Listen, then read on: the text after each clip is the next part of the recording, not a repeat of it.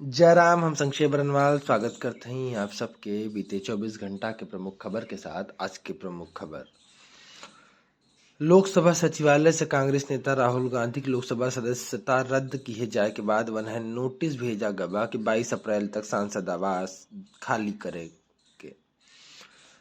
जानकारी के लिए बता दी कि मोदी सरनेम वाले बयान से जुड़े मानहानि केस में 2 साल की सजा मिलने के बाद राहुल गांधी की लोकसभा सदस्यता रद्द हो गई। सीबीआई दिल्ली में पंजाब एंड सिंध बैंक के अलग अलग खातन से 55 करोड़ की हेराफेरी के आरोप में एक बैंकर और ओकरे सहयोगी के खिलाफ चार्जशीट दाखिल किए बकौल चार्जशीट दोनों जने ई पैसा सट्टेबाजी ऐप्स में लगाए रहा।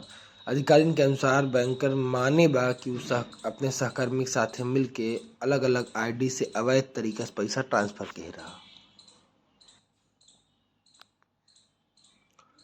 कानपुर चिड़ियाघर के अधिकारी बीबीसी हिंदी को बतायन कि अमेठी में आरिफ द्वारा घायल अवस्था से बचाया हुआ सारस फिलहाल अपन मूल आहार पर्याप्त मात्रा में नाय लेत बा और ओकर व्यवहार खान पान सामान्य सारस के नाय बा। अधिकारी बतायन कि सारस के पका खाना खाए का आदत है, प्रयास कई जात बा कि ओका वापस प्राकृतिक भोजन की ओर ले जावा जाए। भ्रष्टाचार के एक मामला में कर्नाटक हाईकोर्ट अग्रिम जमानत खारिज की के बाद भाजपा विधायक मदल विरूपाक्षप्पा के सोमवार के गिरफ्तार कर उठा।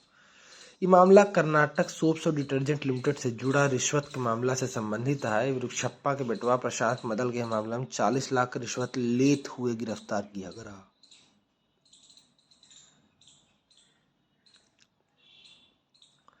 केंद्रीय रक्षा राज्य मंत्री अजय भट्ट सोमवार के राज्यसभा में बताया कि देश की तीनों सेना, वायुसेना, थल सेना, नौसेना में कुल 1.55 लाख से अधिक पद खाली बा।